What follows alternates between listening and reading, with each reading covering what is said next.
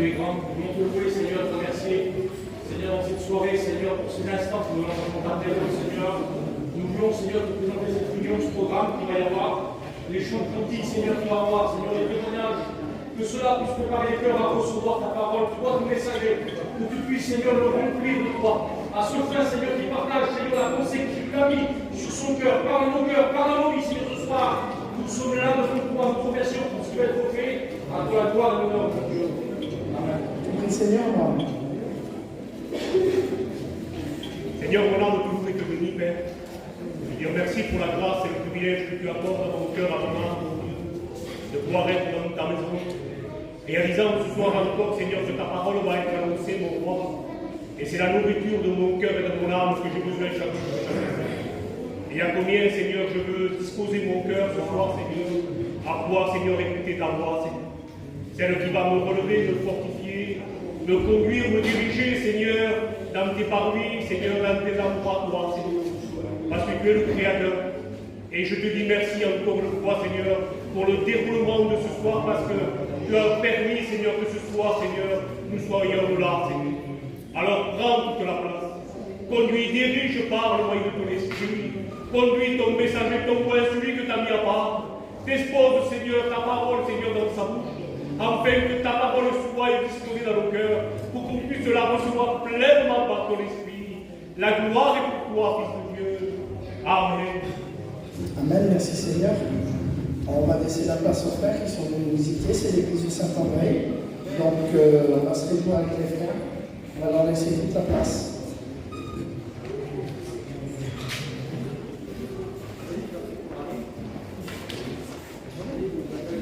Gloire à Dieu.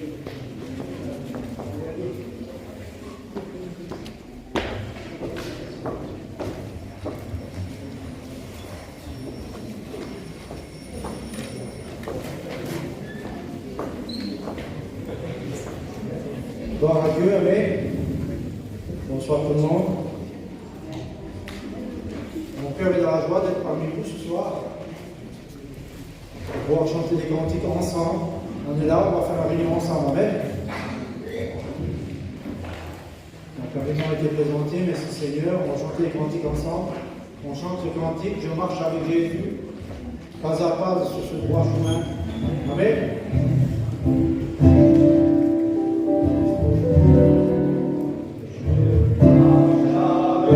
Jésus,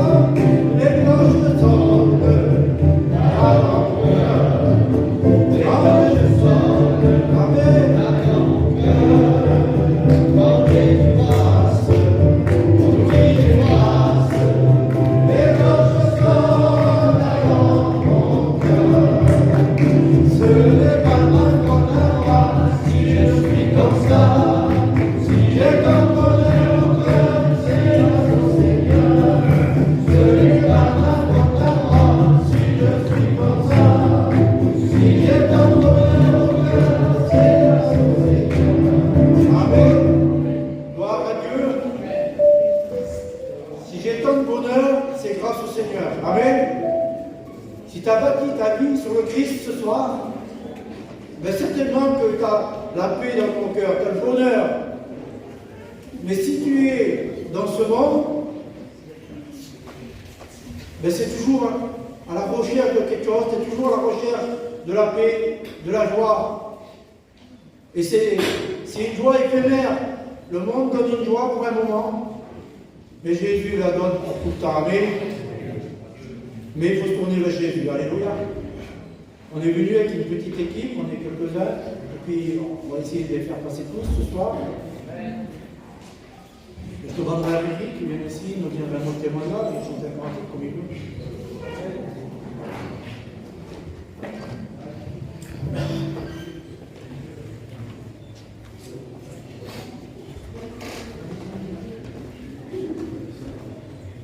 Je vous remercie d'être là.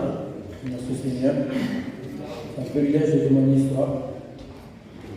Je ne savais pas quoi apporter, il y en a plein de témoignages, mais moi je témoigne de ce Seigneur, mais c'est mon cœur. Vous savez, moi je suis élevé d'une famille chrétienne, loin de là, chez nous ils n'en veulent pas. Moi je suis de l'Auvergne, à la base je suis de là-bas, je suis un Auvergnat, et puis chez nous là-bas ils n'en veulent pas. Et puis, donc, je me suis marié, moi j'avais 22 ans avec ma compagne. Elle connaissait les choses de Dieu, moi je ne connaissais pas. Et je sortais tout souvent avec son oncle avant que je me marie. Lui il était chrétien, moi pas. Mais ce garçon-là, j'ai appris plein de choses dans les choses de Dieu.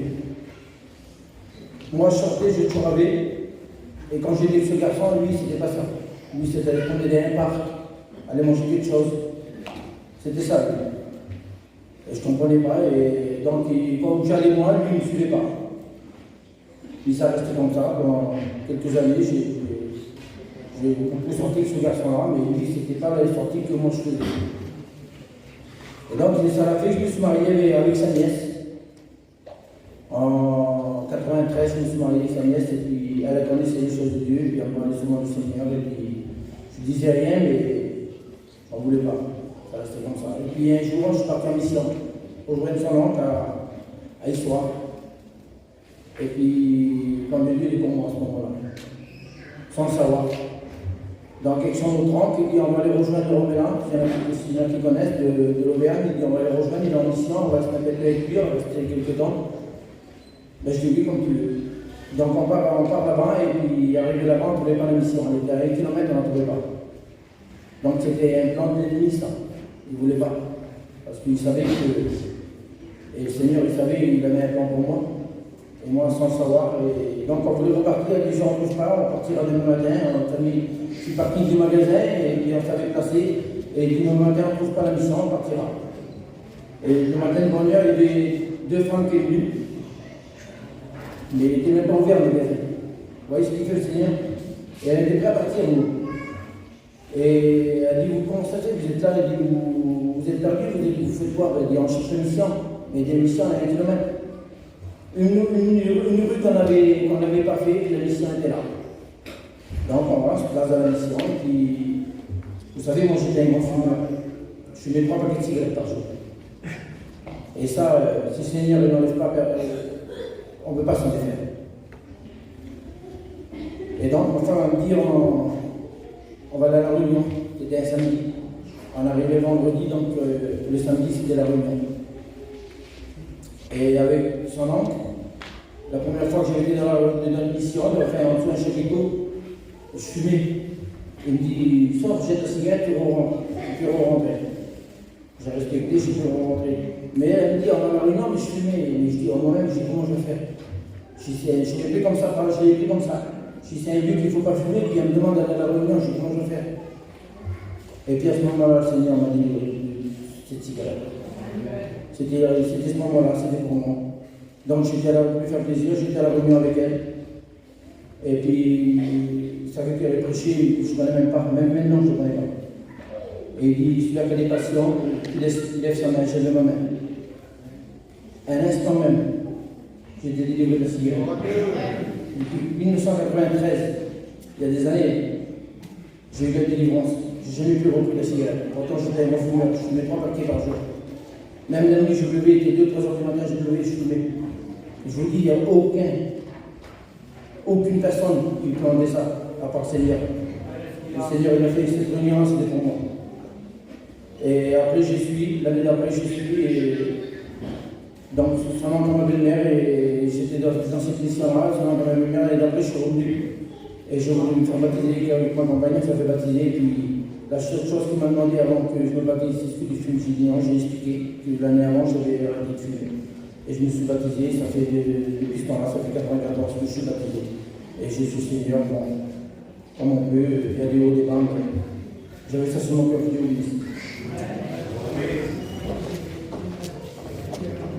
Gloire à Dieu, on chante un cantique ensemble. J'ai la victoire. Est-ce que tu veux la victoire ce soir? Amen. Si tu es venu avec un cœur disposé, ce n'est pas le besoin que tu as, mais ce soir tu peux avoir la victoire sur ton problème. Ce soir tu peux avoir la victoire sur ta maladie. Mais il faut que tu aies un cœur disposé pour recevoir ce soir. Amen. On chante ce cantique ensemble.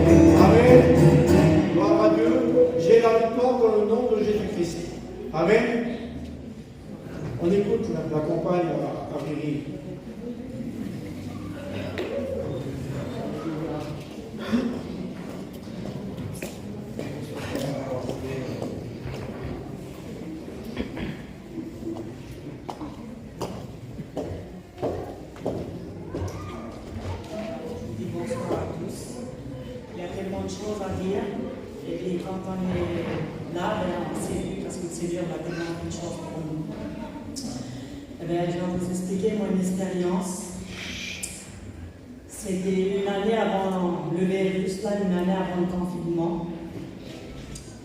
Et j'avais eu un gros découragement dans mon cœur, j'étais découragée. Et j'ai gardé ça dans mon cœur, personne ne le savait.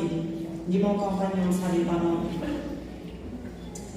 Et moi, ce que je voulais, ce que je passais là, je demandais à Dieu, je voulais voir que le Seigneur m'envoie quelqu'un chez moi.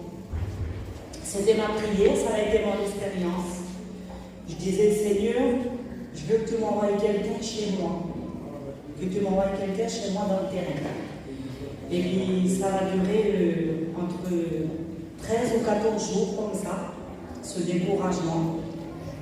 Je savais qu'il y avait Dieu qui pouvait m'aider. Je savais que si je me mettais à part, que si j'y demandais, j'allais être béni, j'allais recevoir. Mais moi, je voulais ça, c'était mon expérience. J'ai dit, Seigneur, il faut que tu m'envoies quelqu'un. Je veux voir la bénédiction comme ça.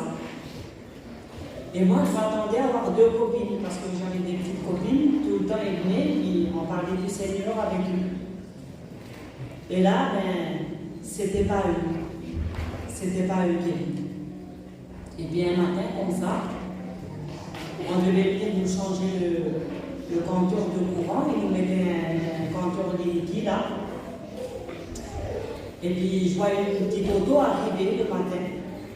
Les casse-gare sur le bord de la route, l'auto. Et les hommes, ils n'étaient pas là. Ils étaient partis travailler, il n'y avait personne.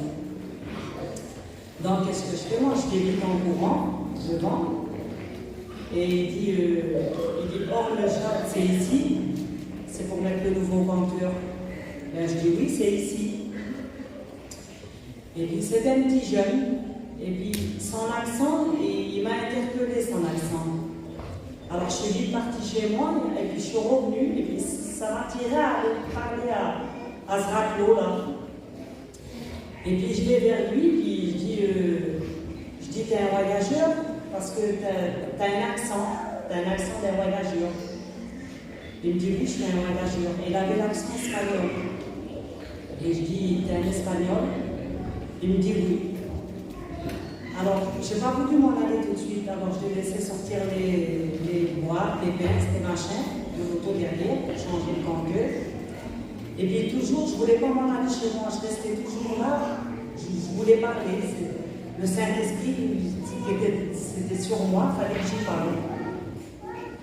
Et quand je commence à parler avec lui, j'ai dit, t'es chrétien? Il me dit, oui, je suis chrétien. Et puis ça bénissait mon cœur parce que là j'ai vu que ce n'était pas les copines que j'attendais qu'à venir, que c'était ce garçon-là. Et puis je commence à parler avec lui des choses de Dieu, puis je dis, je voudrais savoir, je dis, t'es quelle famille? Il me dit, je suis un Cortès. J'ai les deux bras, ils m'ont tombé. Ah ben, je dis, moi aussi, je suis une Cortès. Et lui aussi, il était choqué aussi. Et puis lui, il avait besoin aussi d'entendre parler de Dieu. Et je remercie Dieu pour ça parce que j'ai resté peut-être une heure avec lui. Et on a parlé de Dieu, tous les deux. Et c'était un Cortès de la même famille que moi. Il m'a parlé du serviteur fils, il connaissait plein de monde. Et je remercie Dieu parce que pendant les 14 jours ou 13 jours là, j'ai persévéré dans la prière. J'ai dit non Seigneur, je ne baisserai pas les bras, j'attendais parce que j'avais l'assurance, je savais qu'il y avait quelqu'un qui allait venir. Et je remercie Dieu parce que c'était ce garçon-là. Et j'ai vu que le Seigneur ne m'avait pas oublié, mais il fallait persévérer quand même. Et je remercie Dieu pour ça.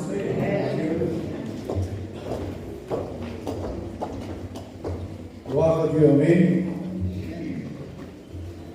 On écoute le frère Bruno nous chanter un cantique.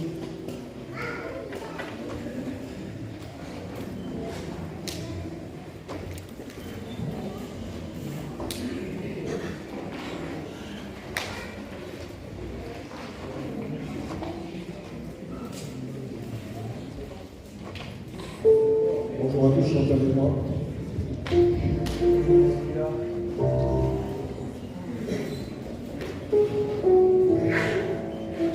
Si tu es de ta grandeur, me montre que je ne suis rien. Et quand tu fasses sonner la terre, j'étais déjà près de ton cœur. Tu m'aimais avant que je sois, et pour moi tu as tout donné.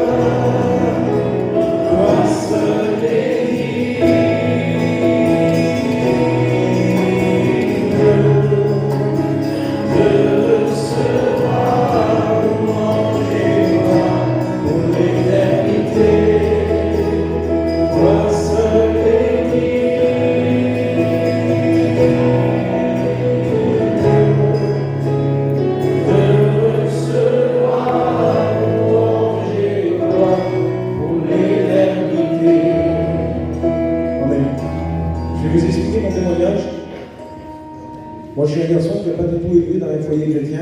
J'étais un seul garçon dans le foyer de mes parents. Et j'ai mon père qui était contre les chrétiens et contre l'évangile. Et j'ai grandi dans ces voies-là. Pourtant, mon père avait tous ses cousins qui étaient serviteurs de Dieu, de l'église d'Ambarès.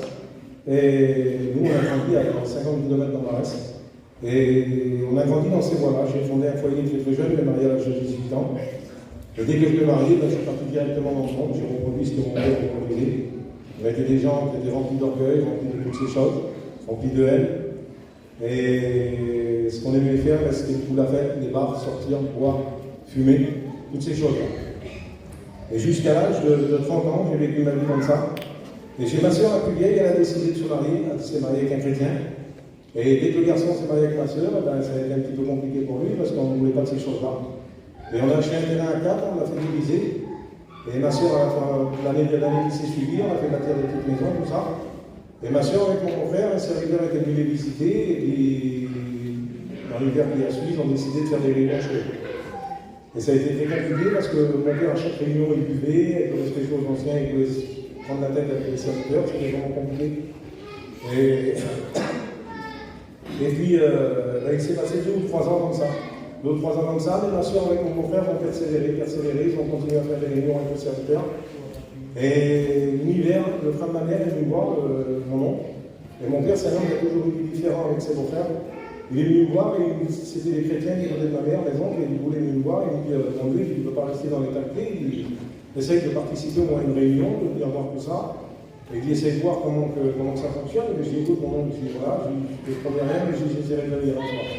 Et il dit ça pour faire plaisir à mon oncle, et quand mon père, il a su que mon oncle était venu me voir, il était venu me voir avec son frère, avec son autre oncle, et il m'a dit, si on sait que tu t'approches de ça, c'est même pas la peine, t'es rayé. On ne part plus, c'est même pas la peine. Alors là, mon cœur s'est endurci encore plus, parce que mon père et mon oncle, pour moi, c'était des dieux, c'était des rois. Et pour faire plaisir à mon oncle qui insistait, qui persévérait, qui venait me voir, ben, j'ai insisté à une réunion un soir. J'ai insisté à une réunion, et puis ce soir-là, un garçon a témoigné. Un garçon a témoigné qui buvait énormément, qui sortait, et puis qu'il avait passé par la casse-prison, qu'il avait écouté à toutes ces choses de ce monde. Et il m'a dit que le Seigneur l'avait délivré. Le Seigneur l'avait délivré, puis qu'il avait eu un foyer chrétien, toutes ces choses-là. Et moi, ce soir-là, dans ce témoignage, il m'a percuté. Il m'a percuté, et puis je suis rentré chez moi. Et j'ai réfléchi un petit peu, je m'étais mis dans la chambre, et puis j'ai réfléchi. Et j'étais pas un garçon qui priait, je savais qu'il y avait bien un mal, mais je ne priais pas. Et ce soir-là, ben, je m'ai mis à parler. Je m'ai mis à parler, comme vous par là. Je dis, ben voilà, si vraiment tu es un Dieu, si tu existes, je dis, comme le garçon a dit ce soir, je dis, ben moi je sais que ma vie, c'est une vie, voilà, c'est une vie qui n'est pas terrible. Et je dis, je voudrais changer, mais je dis, j'ai plein de choses, j'ai mon père qui ne veut pas, mon oncle qui ne veut pas, toute ma famille, c'est vraiment compliqué. Et à ce moment-là, ben, une petite voix s'est fait entendre, elle m'a dit, ne crains pas, je suis avec toi. Et j'ai persévéré, j'ai toujours assisté à une réunion, 2 réunions. Et mon père, je vivais vraiment un combat difficile parce que mon père venait le voir et c'était vraiment compliqué. Je ne vais pas rentrer dans les détails, mais c'était vraiment compliqué. Et puis, j'avais un petit cirque, moi, je suis parti, l'hiver s'est terminé, je suis parti avec mon petit cirque, avec mes enfants. Je suis parti tout seul dans les pays.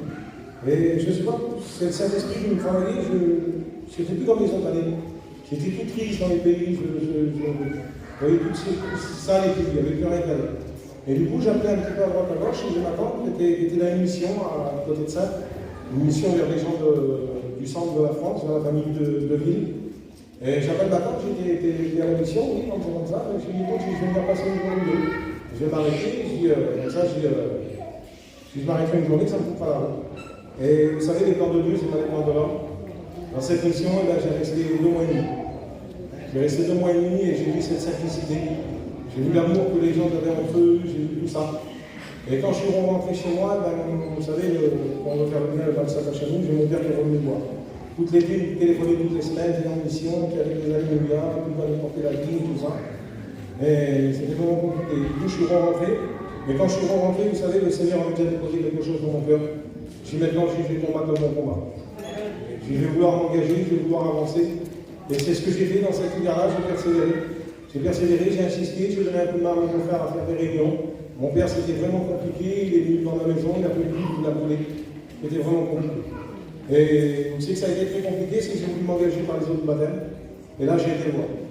Mais quelques temps avant, on a eu des problèmes de famille. On a eu des problèmes de famille. Et mon père, que son seul garçon allait se rabaisser à dire pardon à des gens, En plus, on avait raison. Là, c'était une montagne. J'étais voir, je dis, papa, je voilà, tu t'as vu que ma vie a changé, si tu sais que je veux m'approcher des choses de Dieu, il me dit, stop, il dit ça. Il dit, tu vas pas te nier, là, tu vas pas te laisser, il dit, hein. Là, je dis, si, papa, je vais le faire. Et je vous promets que ça a été vraiment compliqué.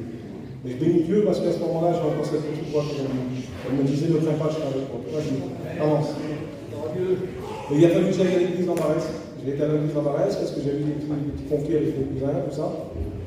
Et quand je suis rentré, ben, j'ai été voir les personnes, il y en a qui ont dit mon pardon, il y en a qui n'ont pas voulu.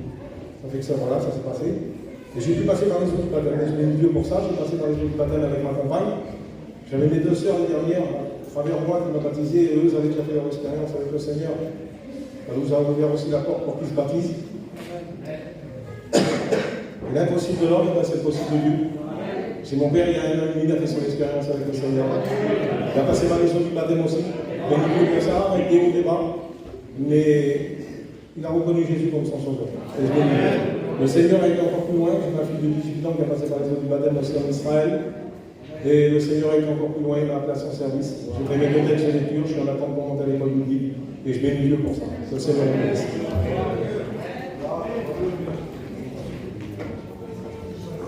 Gloire à Dieu, amen. Dieu est en train d'œuvrer dans cette famille. On fait des réunions avec chacun chez nous. Le frère Raphaël. Il y a son beau-frère aussi qui se lève pour servir le Seigneur. Donc c'est toute une famille qui sont en train de se convertir. Merci Seigneur, amen. On écoute sa compagne.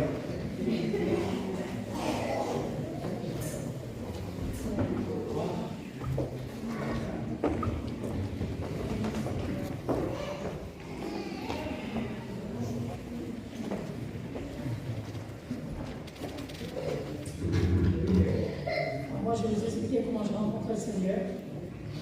Il y a très longtemps, on était sur Paris avec une de mes cousines, avec de la famille qui me faisait du cirque. Et puis, il y avait un mariage, forcément, il y avait un mariage de notre famille. Puis moi, je voulais aller au mariage, et ma cousine était chrétienne.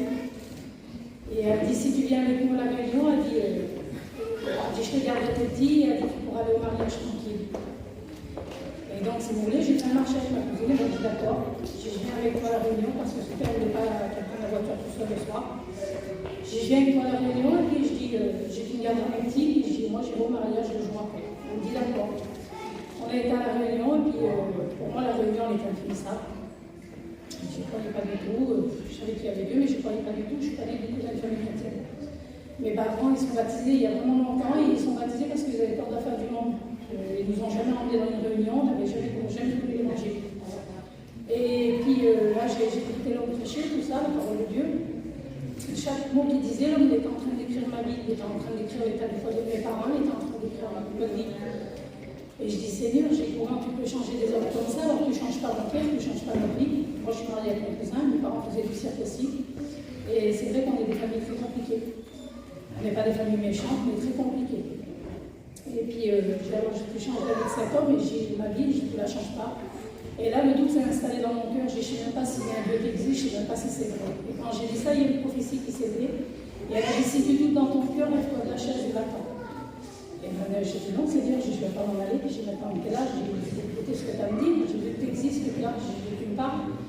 Et la prophétie disait, si tu retires le doute que tu as dans ton cœur, je te bénirai, je t'inscrirai dans le livre de vie.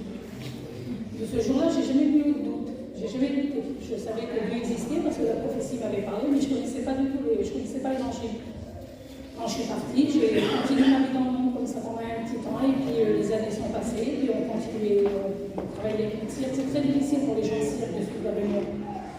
Et puis on a continué à faire notre métier comme ça, et puis je suis passée par un gros problème. J'ai perdu un frère de 23 ans. J'ai perdu un petit frère de 23 ans qui s'est suicidé. Et là, ça a été une épreuve terrible dans ma famille. Ça a été quelque chose de terrible. Bon, on a fait ce qu'il fallait faire. Et puis, un soir, j'ai écouté mon père chanter un cantique. Mon père, c'est un homme qui boit. J'ai grandi dans un foyer où mon père buvait. Et j'ai écouté mon père chanter un cantique, et je n'avais jamais écouté mon père chanter les cantiques. Et chanter le cantique, si tu crois que ta vie est perdue. Et en écoutant ce cantique, je disais, Seigneur, si seulement il nous en aurait parlé avant, mon petit frère, ça ne serait peut-être pas comme ça aujourd'hui, ça aurait peut-être changé les choses. Et puis, à travers ce problème, j'ai essayé d'aller voir les salles de réunion, parce que moi, j'ai grandi du côté de Cognac. Donc, j'ai été voir le frère Ticounier, tout ça, puis on a joué les réunions, voir comment ça se passait. Et puis, à travers les deux, c'était compliqué. compliqué parce que le deuil, c'était quelque chose de sacré chez nous. Donc, il fallait répondre noir, il ne fallait pas regarder la télévision, il fallait écouter de musique. Donc, à travers tout ça, ben, j'écoutais pas, je ne voulais pas, voilà, je portais mon deuil. Et puis, un homme m'a donné un CD de cantiques, j'écoutais les cantiques. J'ai aimé les cantiques, j'ai aimé ces choses-là, mais voilà. On est reparti avec notre métier. Je vous dis, pour les gens de cirque, c'est très dur d'aller au Réunion. On est reparti avec notre métier, puis on a continué à vivre comme ça. Et puis, comme il a dit mon mari, on a acheté un terrain. Et puis, ma petite belle-sœur faisait des réunions, puis c'était magnifique, les réunions étaient belles. Mais voilà, on avait passé par un problème qui était immense pour nous, vraiment un gros problème de famille.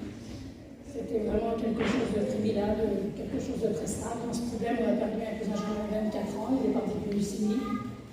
Et puis, les gens s'y ont fait beaucoup de mal à mon cousin Jean-Marc. Et moi, la haine est grandie dans mon cœur immense. J'avais beaucoup de haine envers ma famille, envers les gens qui m'avaient fait du mal. Et puis j'avais beaucoup de colère. Et quand j'allais voir mon cousin à l'hôpital, lui, il avait rencontré le Seigneur, mon cousin. Il disait, dis à mon frère que je l'aime, dis à mon frère que je le pardonne. Parce que c'est son frère qui a fait beaucoup de mal. Si vous voyez, c'était une histoire vraiment vieille. Et moi, je disais, comment tu peux pardonner alors qu'on t'a fait du mal, on t'a fait ton enfant, on fait plein de mal, et puis et toi, tu pardonnes. Je n'arrivais pas à comprendre. Pour moi, c'était incompréhensible que lui, on lui faisait autant de mal, et que lui pardonnait. Et puis, mon petit cousin est parti. Il est parti auprès du Seigneur, et il a donné son cœur à Dieu, et puis il dit, tu diras à mon frère, je l'aime et je lui pardonne. Et moi, c'est moi qui ai investi dans mon cœur. Je dis, Seigneur, comment on peut pardonner avec tout le mal qu'on peut faire? Et puis, je me suis approchée des choses de Dieu, j'ai continué à aller aux réunions à la belle-sœur. Et puis là, la parole a commencé à rentrer. Mais on avait un autre combat de l'autre côté. On avait un combat avec mon beau-père, on avait un combat avec mes oncles, parce que, comme il vous a dit, c'était un seul garçon. Et puis mon beau-père ne voulait pas que mon mari se rabaisse. Alors nous, on se rapprochait des choses de Dieu, et d'un autre côté, il fallait faire des choses qu'on ne voulait plus faire, des choses qu'on ne voulait plus faire. Et puis un jour, mon mari avait pris l'engagement de se baptiser. J'ai dit, bon, nous, j'y savais dur, j'avais compris, je savais vraiment dur. Et là, mon beau-père est venu, il nous a brûlé la vie devant la maison, il nous a fait un scandale. Il a rentré dans la maison, il a giflé son fils, et il a dit, si tu te baptises, il a dit, ce n'est pas la peine, mon fils, il était mort. Il dit, tu sais qu'on a des affaires à régler, et moi, il dit, je ne veux pas que tu te rabaisses. Il dit, ah non, ça ne se rabaisse pas chez nous.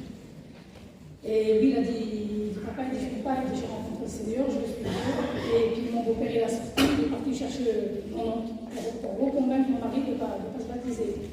Et quand elle est partie, j'ai dit à mon mari, j'ai dit, on a un choix, soit on suit Dieu, mais on le fait bien, ou soit on fait ce qu'on a à faire, mais on le fait bien.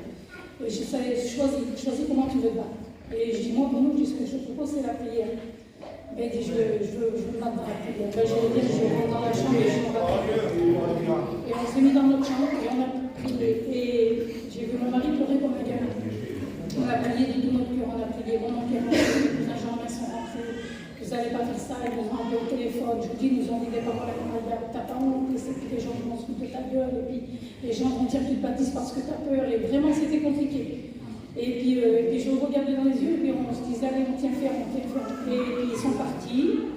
Il y a d'autres familles qui ne nous ont pas parlé, qui sont restés un petit moment sans nous parler, des cousins Jean-Marc, ça nous a fait du mal. Mais on a quand même passé par les eaux du baptême, on s'est quand même baptisé. Et quelques temps après, j'ai perdu mon grand-père. Et quand j'ai perdu mon grand-père, là, ça fait un rassemblement de famille, si vous voulez.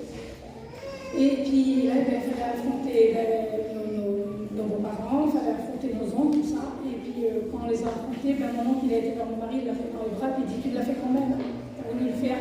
Et puis là, il a embrassé mon mari. Et je remercie le Seigneur parce qu'on s'était placé dans la prière pour pas que notre famille soit contre nous. Et on ne voulait pas que les gens pensent qu'on l'avait fait par peur, mais on l'a fait par amour parce qu'on voulait rien pour le Seigneur. Et voilà, je remercie le Seigneur pour ça et pour vous bénisse.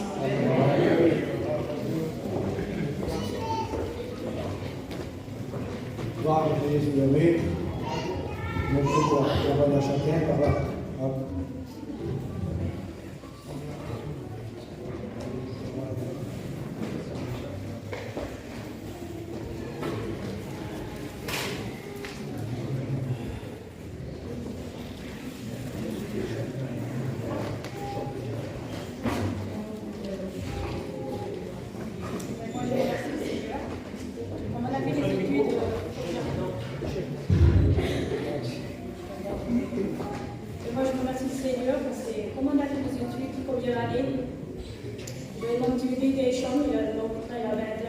20 ans, excusez-moi. Il a 20 ans. Et on servait Dieu depuis le cœur. Et là-bas, c'est dur, il faut les manger, il faut les boire. Et là-bas, j'avais surtout mon petit bébé. Il ne boivait pas de lait parce que j'avais pas de sous pour le nourrir. Il y avait des petites sœurs là, je ne sais plus si c'est la petite fille Abel, son ancien mon mari. Elle est venue, elle a fait plusieurs campings. Elle disait, le Seigneur m'a renvoyé chez toi. Je dis, Seigneur, qu'est-ce qu'elle va dire la femme là? Elle me dit, t'as pas le de mentir. Je dis, Seigneur, je suis dit, qu'est-ce qu'il a dit? Et puis je verrai. Elle dit, t'as des sous pour tes petits, pour ton petit bébé, t'as des sous, t'as de lait. Mais bon, je savais plus quoi dire, je savais pas si je dis oui ou non. Mais j'ai dit non, je n'ai pas de sous pour mon petit bébé. Mais elle dit, si tu veux, on y va en commission, je dis, je t'apprends, on tient un petit peu de commission pour tes petits. J'ai dit, ben non, je ne viens pas, mais je te fais montrer juste la brique de lait qu'il faut qu'on m'en dise. C'était des petits briques de lait qui coûtaient 8 €. J'ai fait montrer la brique de lait à la femme, et je dis, ben vas-y, mais moi je ne peux pas venir, mais je vais vraiment aller avec la femme. Et sa fille, elle a été, alors je ne sais pas si c'était sa soeur ou sa belle-sœur, les études en été. Et elle m'a fait des commissions, elle m'a fait des réserves pour tout le mois qu'on a fait des études. Et je remercie le Seigneur et je remercie cette soeur parce que je n'ai pas eu le temps de la remercier avec sa belle-sœur ou sa soeur, je ne sais pas. Mais je la remercie du tout de mon cœur. Amen.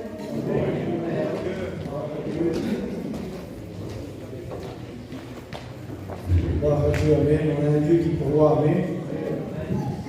Et quand un malheureux crie, l'Éternel l'entend, amen. On chante un truc ensemble. Seigneur, renvoie-je.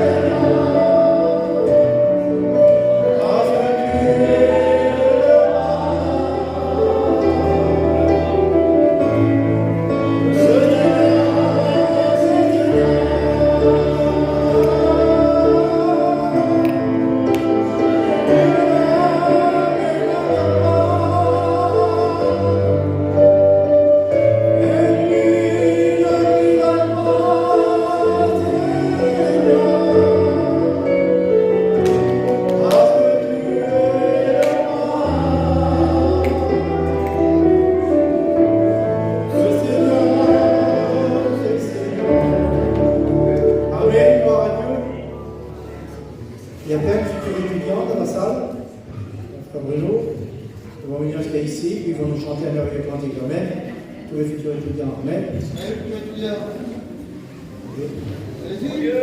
Gloire à Dieu. Gus.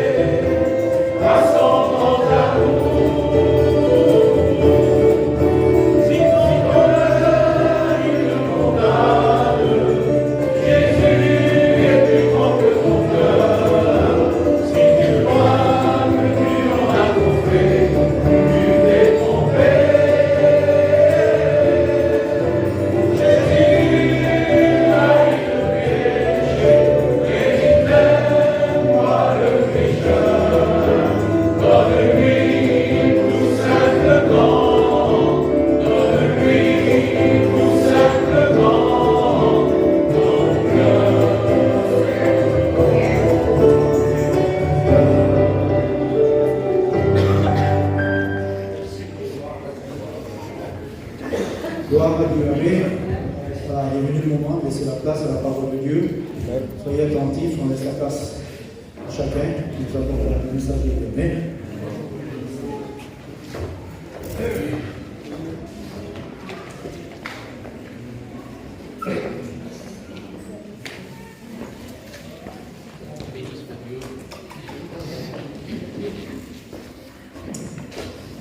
Gloire à Dieu. Amen. Merci à notre Seigneur de nous donner ce privilège de venir parmi vous ce soir, de vous apporter les bons conseils de la parole de Dieu. Alléluia. Salutations à tous les anciens, plus jeunes, collègues de travail, nos collègues aussi qui font mes études, François Laurent, etc. Merci aussi aux responsables et puis aux collaborateurs d'avoir eu à cœur ce beau programme de partage d'église. Et puis c'est notre soirée ce soir, c'est le Saint-André. Donc on aurait pu être plusieurs, mais j'ai des collègues aussi de travail qui font des réunions d'évangélisation dans les quartiers, dans les places désignées, avec des tonnelles. Et ce soir, ils n'ont pas pu se détacher parce que lorsqu'on a une porte ouverte parmi les inconvertis, on ne peut pas décliner une invitation. Amen. Surtout quand ça concerne le ciel. Ça sera justement sur le thème que le Seigneur a mis sur mon cœur ce soir. Mais sans aller plus loin, je voudrais qu'on puisse prier pour moi. Moi, j'ai besoin de la grâce de Dieu, parce que lorsqu'on est en bas, voilà, on parle de tout et de rien. Et lorsqu'on est derrière le pupitre, on ne parle pas de nous, on parle de la part de Dieu. On ne vient pas sur cette estrade-là avec, excusez-moi de l'expression, le courel. Mais on vient avec les jambes tout tremblantes, avec un cœur qui est comme ça, Seigneur. Et puis on se pose toujours cette question, suis-je dans la norme? Et c'est comme ça. Amen. Et je pense que c'est dans cette situation-là que Dieu veut nous voir, dans cette attitude de cœur. Alors je vais demander ce soir mon collègue de travail, mais aussi avec mon collègue d'études, me fera parler, qu'il puisse prier pour moi. Pablo, s'il te plaît. Seigneur, nous te bénissons, que notre Dieu, nous sommes là parce que tu es là. Cette réunion prend toute cette importance parce que tu es là. Et parce que tu es là, Seigneur, tout devient possible en toi. Nous voulons croire, Seigneur, que ce soir encore, il puisse y avoir, Seigneur, des âmes, Seigneur, qui puissent être sauvées, bouleversées. Tu es venu, Seigneur, pour renverser, Seigneur, détruire les œuvres du diable. Et nous faisons confiance, nous savons que tu as toute puissance et toute autorité, Seigneur. Qui tourne vers toi, Seigneur, des points confus, Seigneur. Seigneur, bénis ce soir. Bénis ton messager. Bénis-le, Seigneur. Bénis-le, Seigneur, au nom de Jésus. Remplis-le de l'Esprit Saint. Et qu'il puisse porter le conseil de la parole de Dieu avec la puissance et l'autorité du ciel. Qu'à toi revienne la gloire, Seigneur. La gloire, Jésus. Amen. Gloire à Dieu. Gloire au Seigneur. Sans aller plus loin, je voudrais qu'on puisse ouvrir notre Bible pour celui qui est là. Et on lit dans l'Évangile de Matthieu au chapitre 22. Le chapitre 22 de l'Évangile de Matthieu. Et là, Jésus fait allusion à une parabole et il prend pour imager, si vous voulez, l'image d'un homme qui est un roi qui va faire tout simplement des noces pour son fils. Alors, on lit ensemble, on comprendra mieux comme ça et on verra ensemble ce que le Seigneur a mis sur mon cœur. Évangile de Matthieu, chapitre 22, verset 2. Le royaume des cieux est semblable à un roi qui fit des noces pour son fils. Il envoya des serviteurs appeler ceux qui étaient invités aux noces, mais ils ne voulurent pas venir. Il envoya encore d'autres serviteurs en disant, dites aux conviés, voici, j'ai préparé mon festin, mes bœufs et mes bêtes grasses sont tués. Tout est prêt, venez aux noces. Mais sans s'inquiéter de l'invitation, ils s'en allèrent, celui-ci à son champ, celui-là à son trafic, et les autres se saisirent des serviteurs, les outragèrent et les tuèrent. Le roi fut irrité, il envoya ses troupes, fit périr ses meurtriers et brûla leur ville. Le verset 8 nous dit, alors il dit à ses serviteurs, les noces sont prêtes, mais les conviés n'étaient pas dignes. Allez donc dans les carrefours et appelez aux noces tous ceux que vous trouverez. Les serviteurs allèrent dans les chemins, rassemblèrent tous ceux qu'ils trouvèrent, méchants et bons, et la salle des noces fut pleine de convives. Le roi entra pour voir ce qui était à table, et il aperçut là un homme qui n'avait pas revêtu un habit de noces. Il lui dit, mon ami, comment es-tu entré ici sans avoir un habit de noces? Cet homme eut la bouche fermée. Alors le roi dit au serviteur, liez-lui les pieds et les mains et jetez-le dans les ténèbres du dehors, où il y aura des pleurs et des grincements de dents, car il y aura beaucoup d'appelés, mais peu d'élus. Amen. Alléluia. Là, Jésus est en train de converser avec certains du peuple d'Israël. Jésus était toujours entouré par des hommes, des femmes, des saints, des vrais, etc. Et puis Jésus va se servir beaucoup de fois de paraboles pour leur faire comprendre le royaume des cieux. Et là, Jésus est en train de prendre la parole et puis il démontre comment est le royaume des cieux. J'étais en train de penser aujourd'hui, j'ai dit Seigneur, ce soir je suis appelé à faire ta parole et j'ai que veux-tu annoncer. Puis le Seigneur a mis ce thème de message sur mon cœur. Et alors j'ai commencé à vous remercier au nom du Seigneur de me recevoir chez vous. Et puis je l'ai dit dans les quelques mots, j'ai dit, on peut, si vous voulez, parfois décliner certaines responsabilités. On peut aussi décliner, si vous voulez, certaines invitations. On peut être invité à un repas qu'on peut malheureusement ne pas être présent. Ou alors décliner aussi une invitation parce qu'on est obligé d'aller vers un médecin, etc. Mais ce n'est pas le plus important. Que ce soir tu déclines un rendez-vous demain professionnel et que tu peux le repousser, c'est bien, ce n'est pas le plus important. Mais le plus important ce soir, c'est de ne pas décliner le rendez-vous que Dieu t'a fixé. Il est le Dieu du rassemblement. Il est le Dieu qui pense à toi. Si toi, peut-être, en faisant tes affaires, en faisant tes petites activités professionnelles, en s'occupant de chez toi, peut-être que tu ne penses pas à Dieu. Mais lui pense à toi depuis que le monde est monde. Avant que le ciel soit, avant que la terre soit, Dieu t'avait pensé à toi. On dit Amen. Et cela est très important. Dieu a mis dans le cœur de l'homme, de la femme, du jeune garçon, de la jeune fille, la pensée de l'éternité. Et si ce soir tu es là, nous sommes là, je suis là, c'est parce que ce soir, Dieu a un rendez-vous. Et il te le propose. Il te propose ce soir le ciel en confession, comme on a la tendance d'écouter. Dieu te propose le ciel. Mais pour aller au ciel, il faut une préparation. Et comment on se prépare? C'est lorsqu'on vient au contact de l'évangile, que la parole de Dieu nous est prêchée, et que le Saint-Esprit vient et qui convainc nos cœurs de péché, de justice et de jugement. Alors on croit que Jésus-Christ est le Fils de Dieu, qu'il est mort, qu'il a pris notre condamnation, nos péchés, nos iniquités, et qu'il a été cloué sur cette immense croix, et qu'il a cloué ensuite des actes que tu commettais et qui t'emmènent en enfer. Voilà comment on se prépare.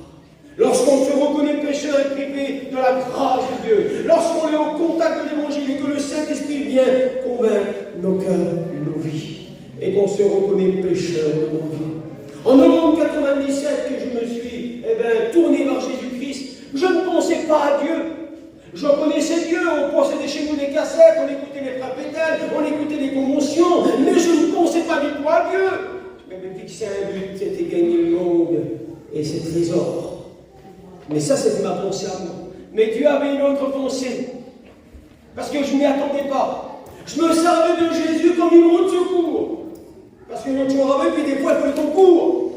Il fallait pas taillot. Pourquoi? Parce qu'on se faisait courser par le pisté, ou alors par les chiens, puis on se faisait le soir, on se faisait marre, ou alors il fallait courir. Et puis plusieurs fois, je disais, Seigneur, si tu me sors dans ce pétrin, je viens à toi, à une sortie du pétrin. Mais je ne venais pas à lui.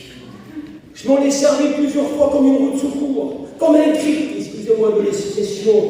Oui. Et dès que tout allait bien, j'oubliais Jésus. Mais lui, il ne m'avait pas oublié. Alors nous sommes arrivés de Nantes sur Bordeaux pour l'affaire familiale. Et puis, une maison chrétien, Élie, m'a invité. Il avait vu un petit peu mon manège, parce que on était venus sur Bordeaux, on était là du côté de Bourg-de-Lac, sur les parkings là. Et puis j'ai rencontré des garçons qui chouraient. Et puis on a commencé à travailler ensemble, à chourer ensemble. Et puis au moment qu'il a vu notre petit manège, mais c'est des garçons, malheureusement, sur 5 copains pour l'été. Il y en a 2 qui ont encore au Chileben, ils ont pris à Carpet, malheureusement, voilà, c'est comme ça. Il y en a un, malheureusement, qui repose au cimetière parce qu'il s'est fait marrant par la suite. Eh oui. Il y en a un qui s'est calé, mais il n'est toujours pas chrétien, et le dernier, c'est moi. Je vous prêche l'évangile ce soir. Amen. Je m'y attendais pas. Alors il m'a invité. Et moi, pour qu'il me laisse tranquille, puis c'était un homme que je considérais. J'ai dit oui, je viens avec toi, je me suis préparé. Et puis c'était à l'église de Bordeaux. À l'église de Bordeaux, en 97, je me suis assis du côté des vitres, là, puis je me suis fait une petite place. Je n'ai pas voulu me faire remarquer. J'étais là pour qu'il me laisse tranquille. Puis dès qu'on rentre chez nous, je prends mon camion, on rejoint les garçons et on s'en va de Choura. Oui, mais Dieu avait un plan pour moi, comme ce soir, Dieu a un plan pour toi. Amen. Et ce soir-ci, la parole de Dieu, c'est le frère Daniel Schumacher qui a prêché la parole de Dieu en ce vendredi-là.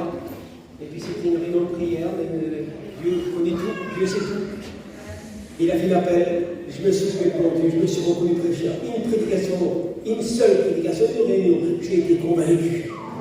8 mois plus tard, j'ai passé par les eaux du baptême, et puis le Seigneur m'a appelé à son service 1 mois et demi après mon baptême.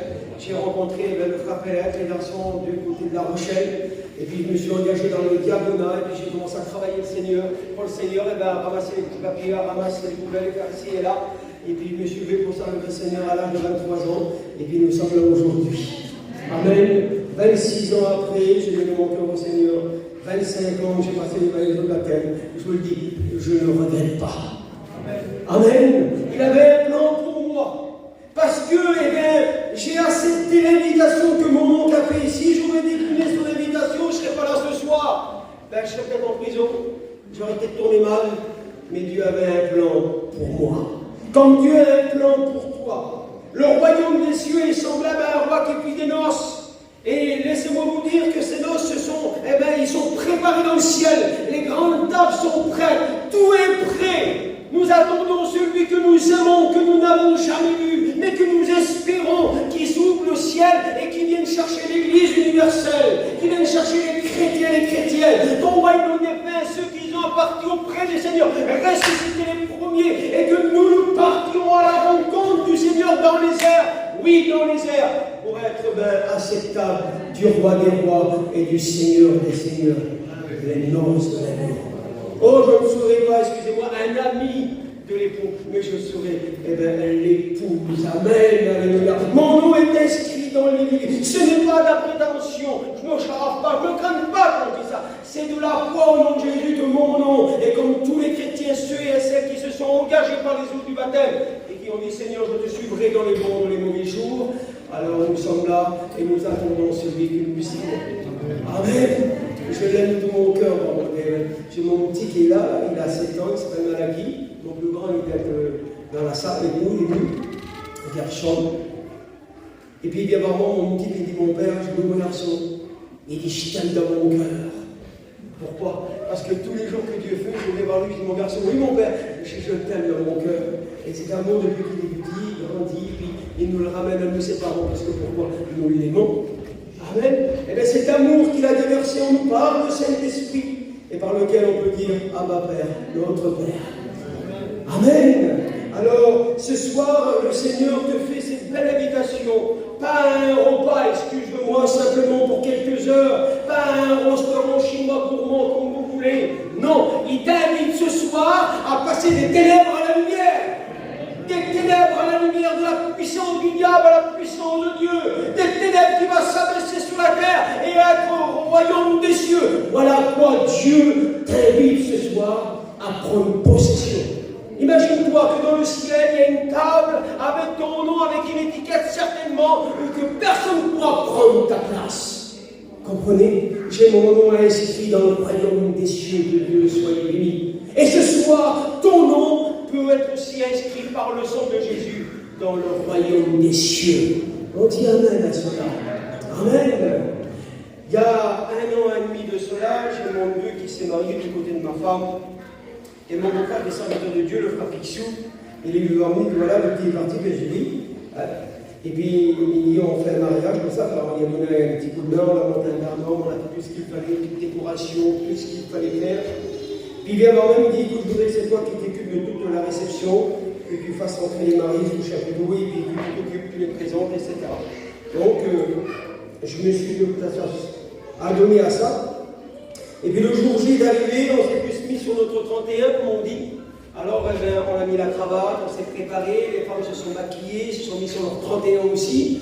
Et puis, les mariés sont venus avec une belle voiture, et puis là, on a fait ce petit cortège, et puis on les a accompagnés de la voiture jusqu'à l'estrade sur le petit chapiteau. Et puis, à un moment donné, un couple d'hommes, de femmes, ils sont venus, et puis un couple parmi eux nous a un petit peu interpellés, un couple distinct, si vous voulez. Nous, tandis qu'on était tous habillés comme il fallait, c'était un jour de réjouissement, un jour où on allait se réjouir, qu'il allait avoir des gâteaux, des photos. On présentait devant le Seigneur un couple qui se marie dans le Seigneur, que Dieu soit béni.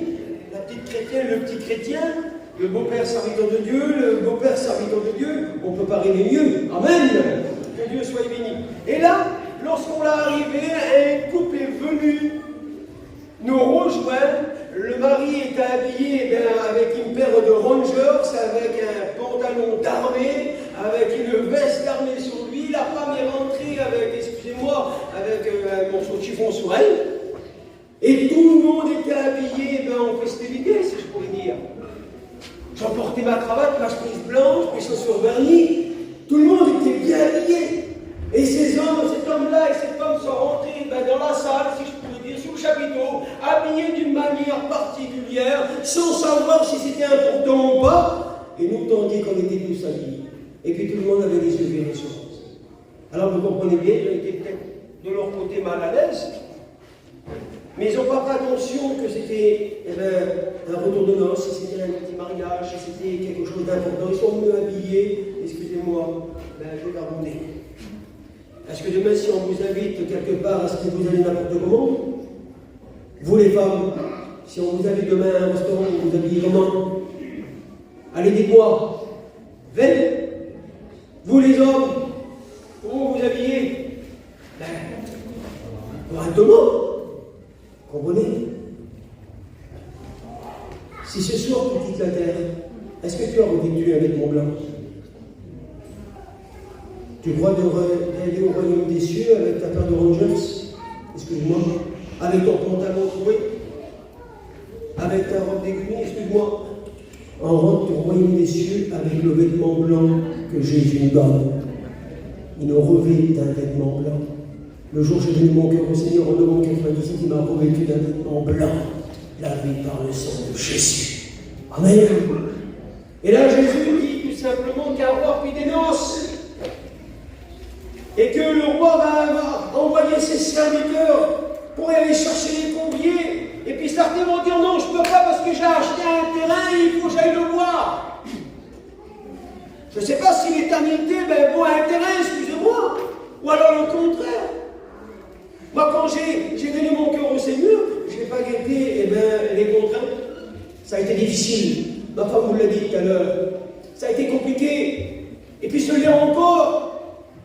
La vie chrétienne n'est pas, excusez-moi, pour celui qui est réellement Jésus-Christ, la Bible nous dit, c'est dans le deuxième épître de Timothée au chapitre 3, verset 13, ceux qui veulent vivre une vie pieuse dans Jésus-Christ seront persécutés. Et puis bien ou mal, on vit une vie pieuse dans Jésus-Christ. J'ai renoncé à des choses et puis j'ai encore à renoncer.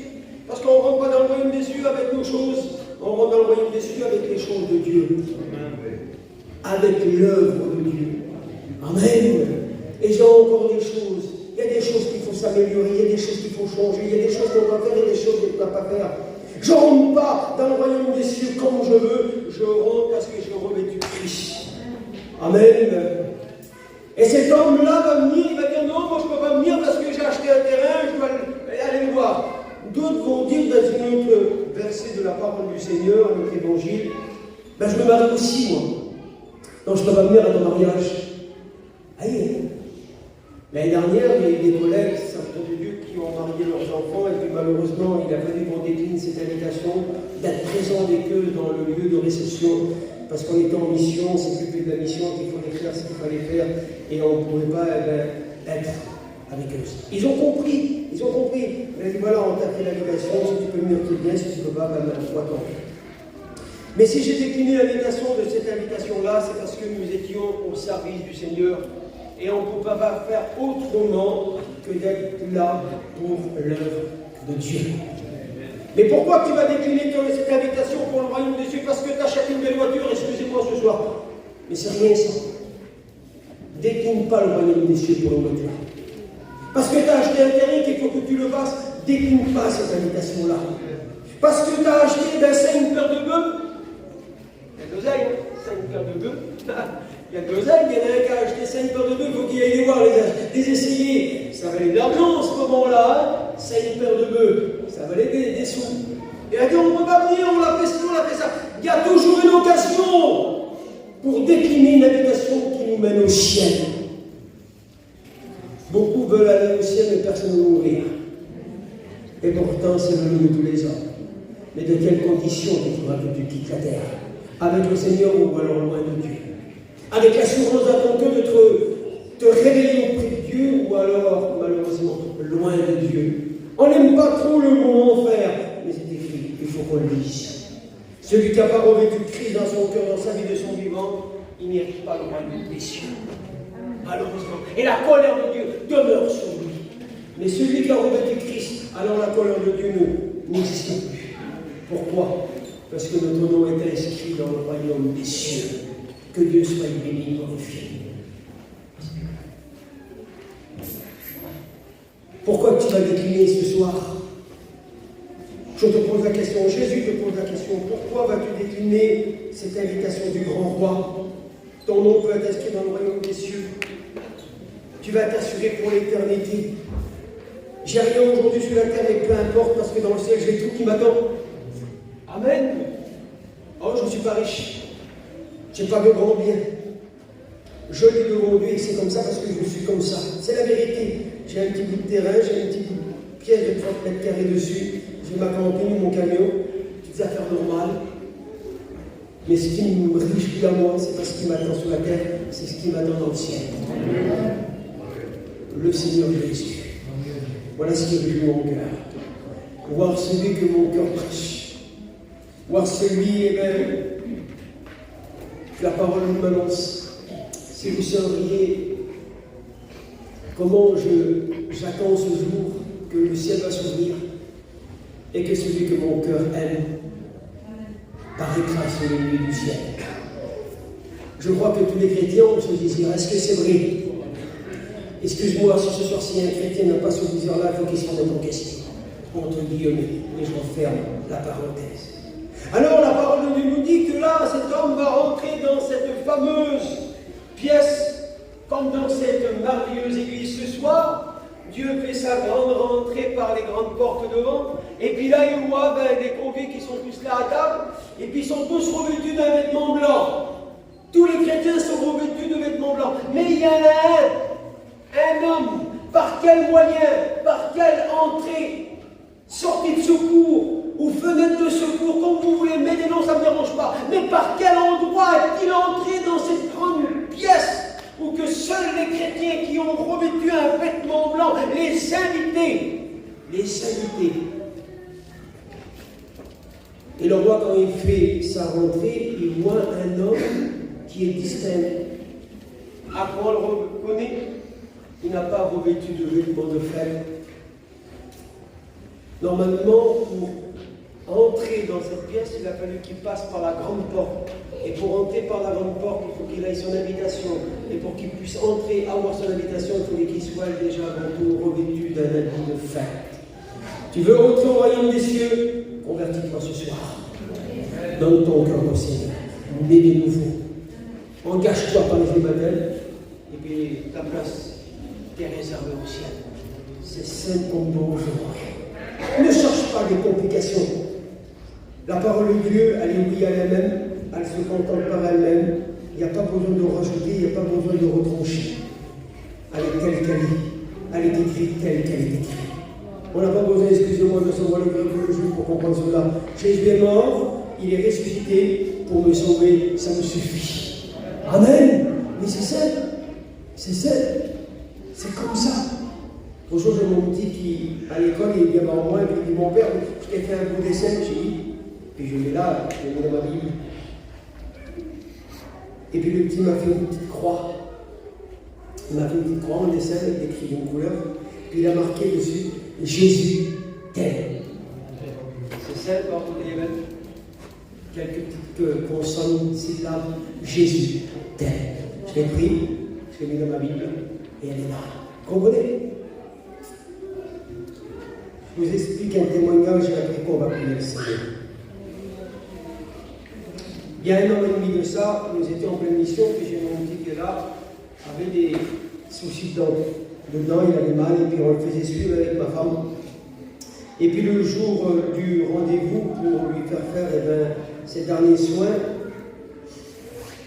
la petite garagiste qui s'occupait de lui d'habitude, elle était absente, et puis c'est une autre garagiste qui a pris le relais, et puis elle a pris du temps, elle a commencé à faire des choses qu'il ne fallait pas, puis le petit s'est un petit peu impatienté, il a commencé à bouger, à remuer, puis il a commencé à plus vouloir se faire soigner. Alors la garagiste était là, puis elle dit, le petit c'est normal, et puis lui impossible. Alors elle a fait venir plusieurs garagistes.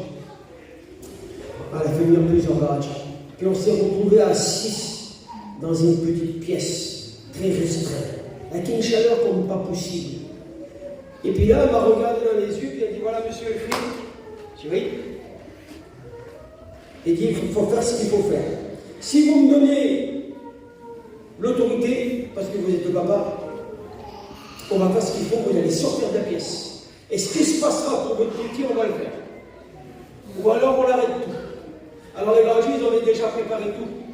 Il y a 2 garagistes qui ont commencé à s'occuper d'un bras du petit. 2 garagistes qui se sont occupés de l'autre bras. 2 garagistes se sont mis là à ses pieds, comme je vous fais montrer sur la table du docteur. Et l'autre qui l'a fixé ici. Et puis là, elle a commencé à prendre la roulette, à vouloir lui faire un vif. Et puis là, moi, je me suis retrouvé devant le fait accompli. Le petit Nguété ne pouvait pas bouger, il ne pouvait pas me parler. Il avait un appareil pour lui ouvrir la bouche pour bien lui faire le soin dentaire. Mais il pleurait, il suffoquait, il engrolottait, puis il pleurait, puis moi devant lui en train de pleurer comme un enfant. Je ne sais pas possible par les événements. Puis j'étais interpellé par une chose. Mon petit ne pouvait pas m'appeler, ne pouvait pas me parler parce qu'il ne pouvait pas, il était empêché. Mes sessions parlaient pour lui. Et dans son regard d'enfant, j'ai compris qu'il me disait, mon père, t'interviens pas. D'habitude, j'ai un souci, j'ai un problème, je me blesse, je me corche, je me fais quoi que ce soit, je crie à toi, tu viens direct à ma rescousse. Et puis là, je ne pouvais pas le prendre dans les bras, j'aurais tellement voulu me le prendre, et puis me le serrer, et puis me le blottir contre moi. Et puis le petit, il me parlait dans son regard, c'était comme ça. Il me disait, alors tu n'interviens pas, puis moi je pleurais comme un enfant. Et puis à un moment, je me suis tué. Puis la gardien a compté là. Un seul mot intervenait pour que je sorte de la petite pièce là. Il dit, monsieur Lefry, je me pose la dernière question. Est-ce qu'on continue ou on arrête? Et puis j'ai regardé les gardien. Si on l'arrête tout, je vous préparerai un bloc, on le dormira, on fera ce qu'il faut, mais vous arrêtez tout aujourd'hui. Gardien nous lâché. J'ai pris le petit Lugon, je l'ai pris, puis je l'ai commencé à me le serrer dans le bras, puis à me le consoler, puis il n'en pouvait plus pleurer comme un petit enfant. Et puis je suis sorti de la pièce là. Et puis tout en tenant mon petit par la main, puis j'allais rejoindre ma femme. Le Seigneur a parlé à mon cœur. Puis à un moment donné, je me suis arrêté. Jésus parlait à mon cœur. Il me dit, c'est chacun. Et je me suis arrêté, figé comme ça. J'ai dit, Jésus. Il me dit, t'es intervenu toi pour ton petit. J'ai dit, oui, c'est vrai. Et que mon oui, c'est comme ça que ça s'est passé dans mon cœur. Il dit, t'as intervenu, t'as arrêté les souffrances, t'as arrêté tout pour ton fils. J'ai dit, c'est vrai, Jésus. Ben dis-moi au sommet de la croix, mon Père n'est pas intervenu. Quand je me suis fait clouer les mains et les pieds, comme mon corps a été percé, comme ma tête a été couronnée, les coups que j'ai reçus, mon Père n'est pas intervenu. Tu sais pourquoi? Je suis mon Seigneur. C'est pourquoi je me suis dit, bon Jésus, il dit parce qu'il a tant aimé le monde qu'il m'a donné pour que tu sois sauvé. Tu comprends pourquoi que ce soir tu ne dois pas décliner cette invitation. Ça a tellement coûté à Jésus. Ça a tellement coûté au ciel. Le Créateur est venu sur la terre des hommes pour apporter le royaume des cieux et sa justice. La réconciliation avec le Père.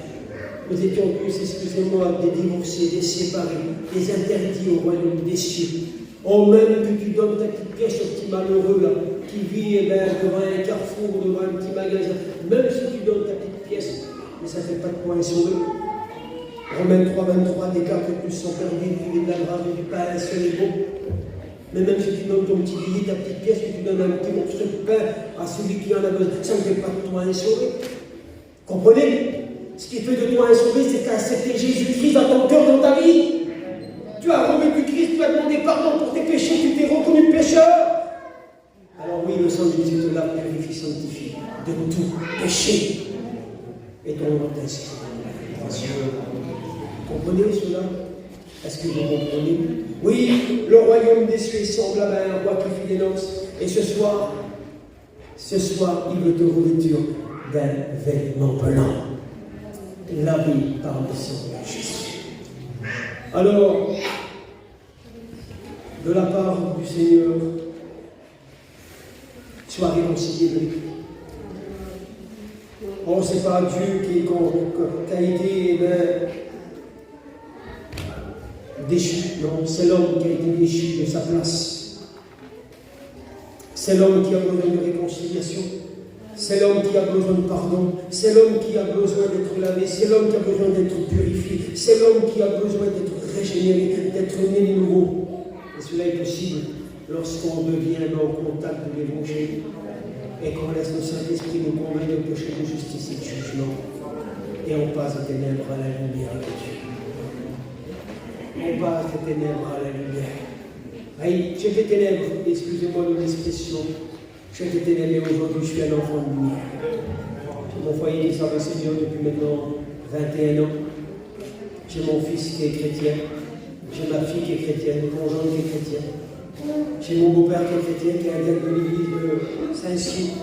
J'ai un beau-frère qui est serviteur de Dieu. J'ai un deuxième beau-frère serviteur de Dieu. On est 6 foyers qui servent le Seigneur. On est heureux. Parce qu'on a revêtu le Seigneur Jésus-Christ. Amen. Alors ce soir, je ne veux pas dire si tu es jaloux parce que ça ne sert à rien.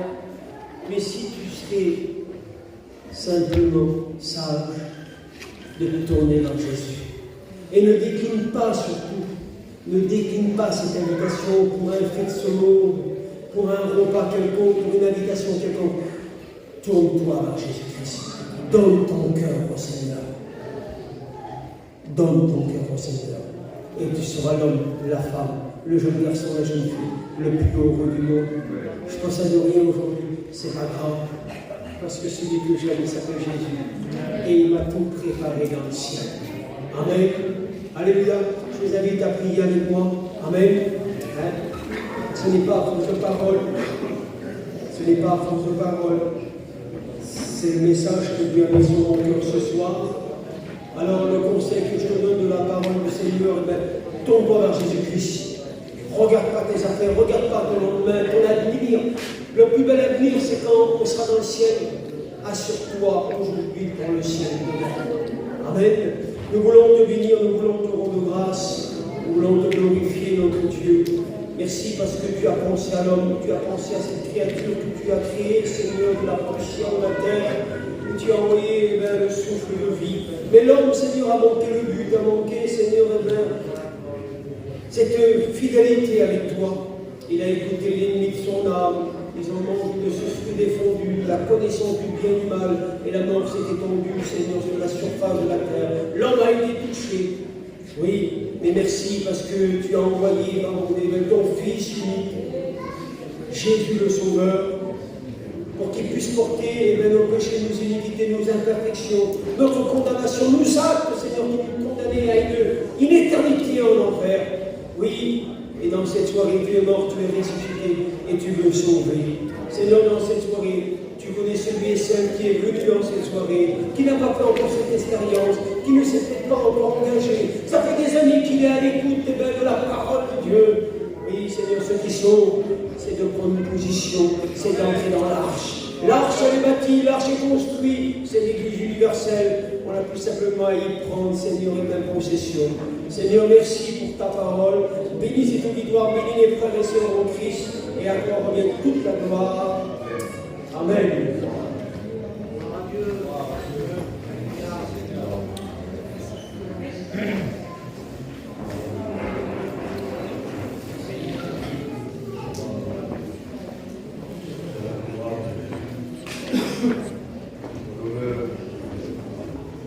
Gloire à Dieu, amen. Merci pour sa parole. Est-ce que vous avez été bénis? Gloire à Dieu, amen. On chante un cantique ensemble. Et s'il y a des malades au milieu de nous, le frère qui a prêché avec les anciens, ils prieront pour vous, amen. Avancez devant, ceux qui est malade, il a besoin de la grâce de Dieu. Mais ce soir, vous pouvez recevoir ce que vous avez besoin dans votre corps, amen.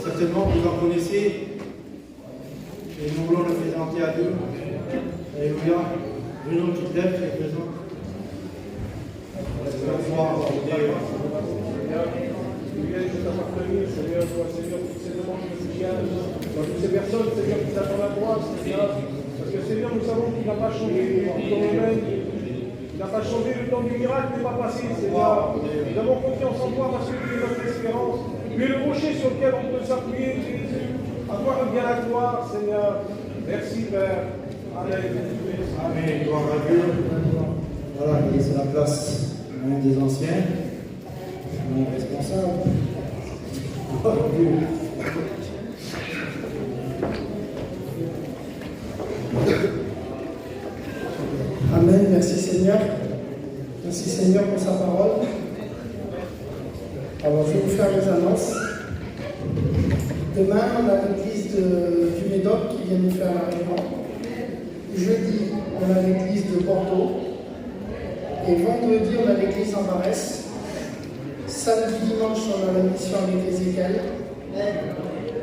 Et pensez, ce que j'y pense, parce que Laurent nous l'a dit, de penser à l'offrande le dimanche pour le parking. Amen. Voilà, merci Seigneur, on va terminer par la prière. Je vais demander à Steve qui s'est avec lui, qui termine par la prière.